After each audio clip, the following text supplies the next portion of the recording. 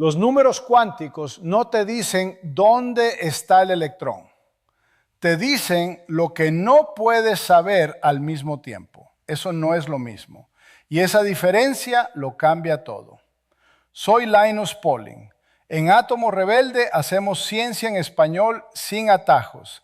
Química, bioquímica, enlace químico, estructura molecular, todo conectado. Pauling explica no significa Pauling recita. Hoy vamos a desmantelar uno de los conceptos más mal enseñados de toda la química, los números cuánticos. Los mismos que uso para entender el átomo, la vitamina C, la medicina ortomolecular, la bioquímica de la vida. Ciencia para todos, pero sin cortar la física que incomoda. Divulgación científica real, química en acción. Ciencia real que empieza donde los libros de texto se detienen. Vas a entender qué son realmente los números cuánticos, por qué el spin no es rotación, por qué el principio de exclusión de Pauli no es una regla química, sino una consecuencia matemática de la realidad, y por qué la misma razón que hace que tu mesa sea sólida mantiene encendidas las estrellas de neutrones. Empecemos por el error. En la escuela presentan los números cuánticos como un sistema de dirección. Número principal, ¿en qué piso vives? Número secundario, ¿en qué apartamento? Magnético, ¿en qué habitación? Spin, si eres zurdo o diestro.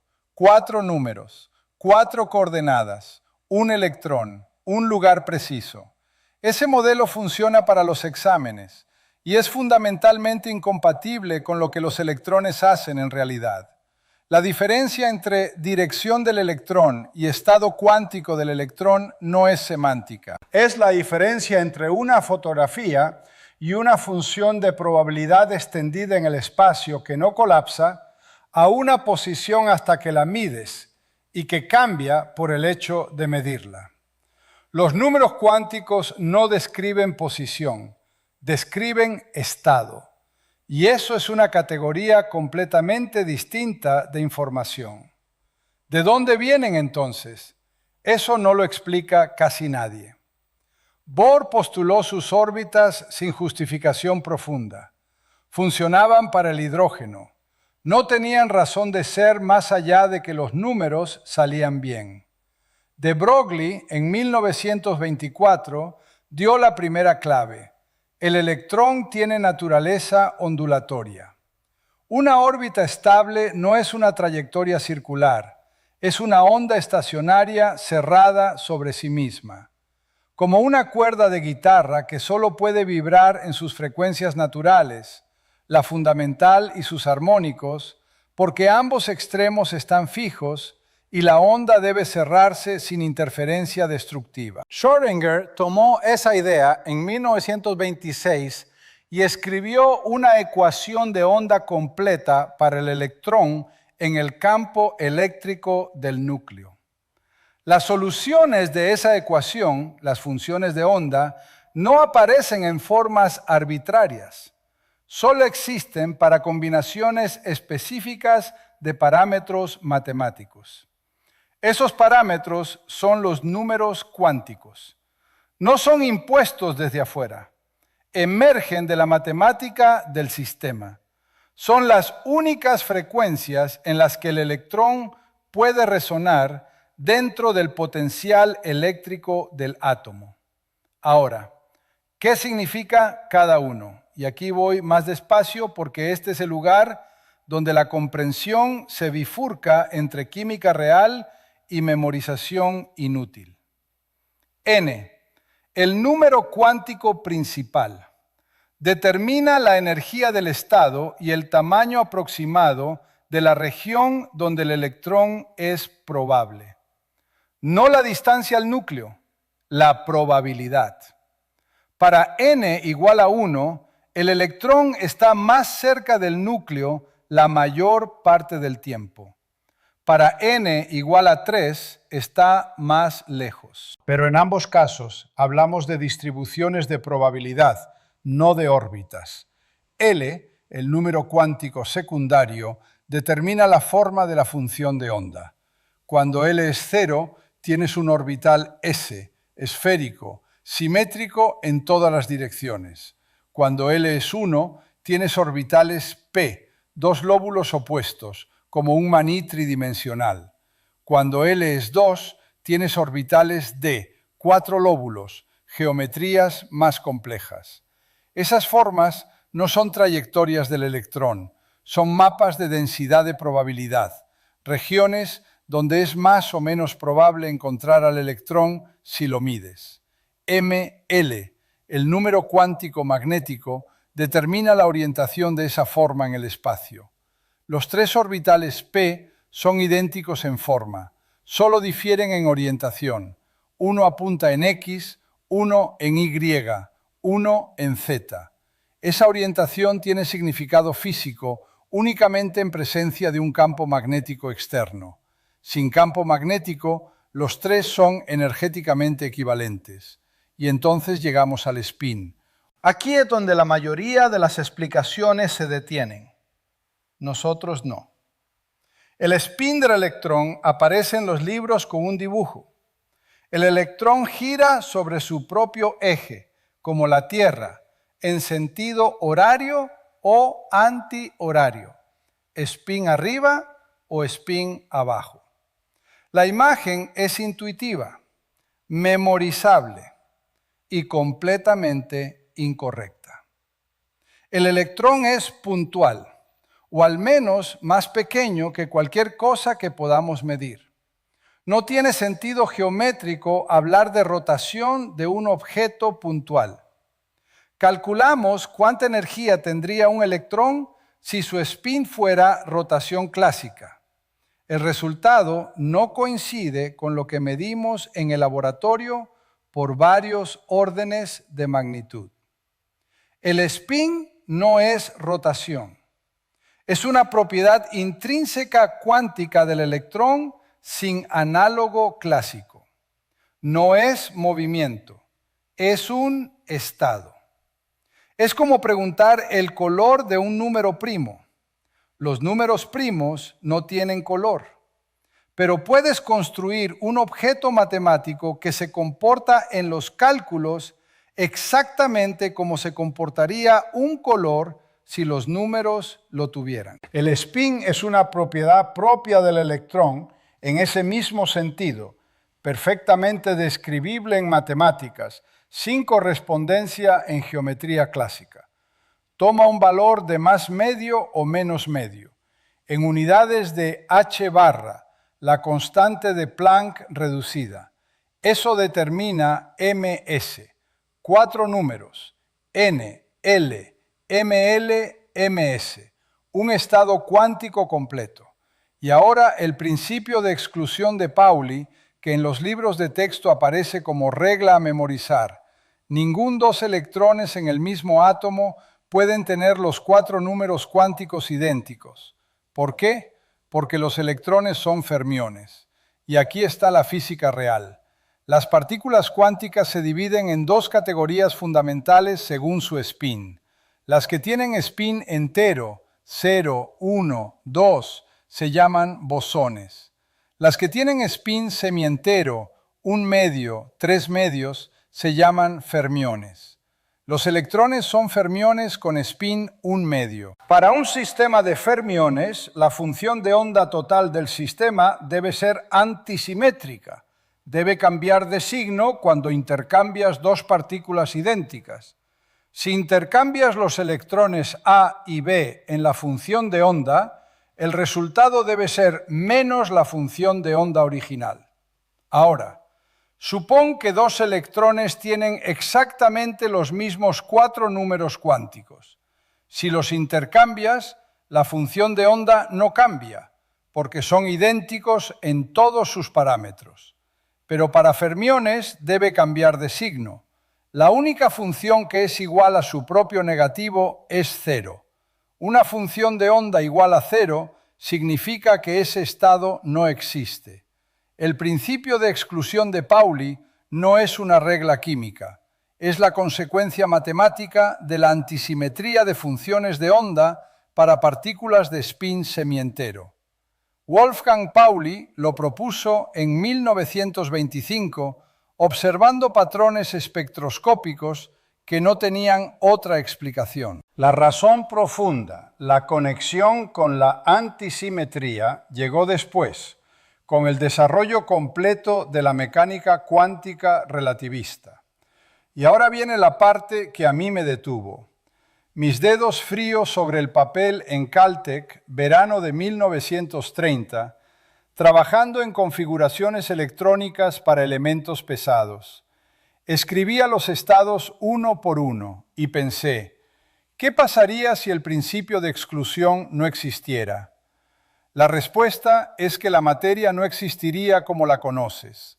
Dos bloques de metal no se atraviesan mutuamente. Eso parece obvio. Atribuimos la repulsión a fuerzas electrostáticas entre electrones. Pero eso es solo parte de la historia. La parte principal es que cuando dos átomos se acercan, sus funciones de onda empiezan a solaparse. Los electrones de un átomo empezarían a ocupar los mismos estados que los electrones del otro. El principio de exclusión lo prohíbe. La energía del sistema sube abruptamente cuando intentas forzar ese solapamiento. Esa barrera de energía es la razón principal por la que la materia es sólida. Y la misma física aparece a escalas que no tienen nada que ver con química de laboratorio. Las estrellas de neutrones son objetos con la masa del Sol comprimida en un objeto del tamaño de una ciudad.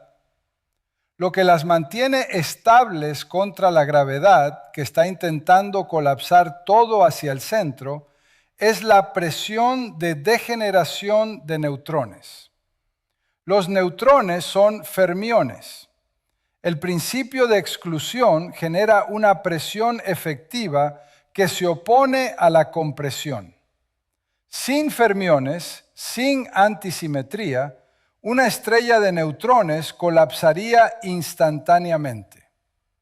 La dureza de la mesa donde escribo y la estabilidad de estrellas de neutrones tienen la misma causa cuántica. Aquí es donde la mayoría de los videos se detienen. Nosotros no. Porque hay algo más que incomoda. Y prefiero nombrarlo que ignorarlo. Los números cuánticos describen estados estacionarios, estados de energía definida, constantes en el tiempo, con 4 parámetros bien definidos por electrón. Eso funciona perfectamente para el hidrógeno. Un electrón, un protón, ecuación de Schrödinger exactamente resoluble. Para el helio, 2 electrones, la situación es diferente. La función de onda del helio no es el producto de la función de onda del electrón 1 por la función de onda del electrón 2.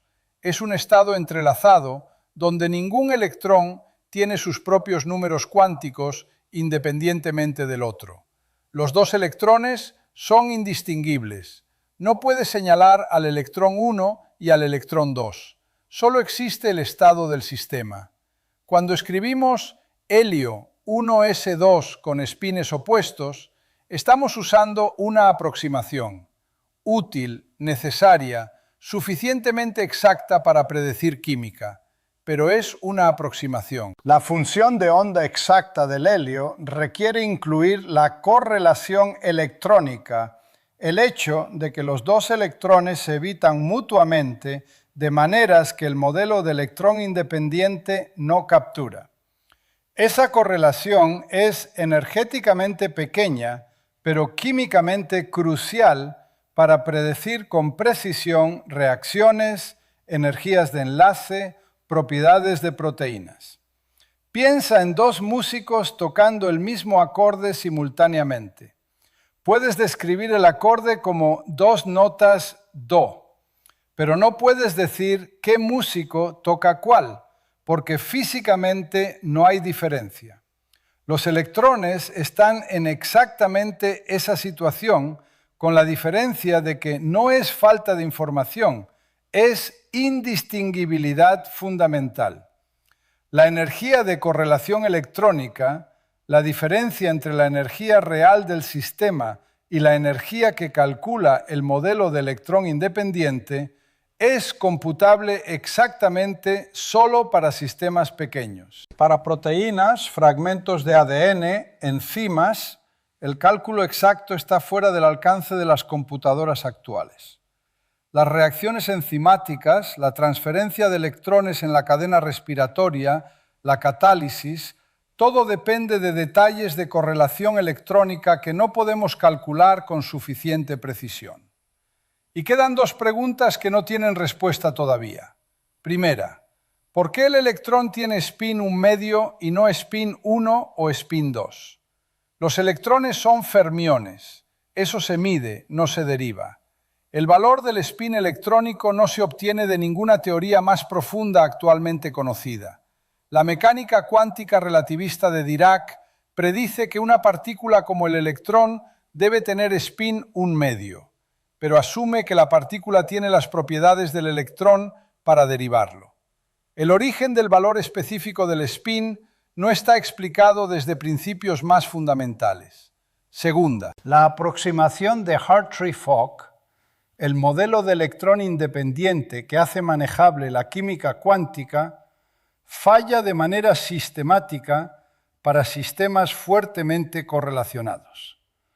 Metales de transición, como electrones D parcialmente llenos, sistemas donde varios estados cuánticos son casi degenerados en energía, materiales superconductores, todos requieren ir más allá de la aproximación de electrón independiente. Los métodos exactos existen, pero escalan exponencialmente con el tamaño del sistema. 4 números cuánticos por electrón son la superficie visible de cálculos que aún no sabemos ejecutar para los sistemas que más nos importan en biología y materiales. Empezaste este video pensando en los números cuánticos como un sistema de direcciones postales para electrones. Lo que realmente son condiciones de frontera de soluciones a una ecuación de onda, que existen solo para combinaciones específicas de parámetros, que describen distribuciones de probabilidad, no posiciones, para partículas que son fundamentalmente indistinguibles y cuya descripción completa requiere la función de onda del sistema entero de manera simultánea. No una dirección, una caracterización del estado de resonancia cuántica en un potencial tridimensional.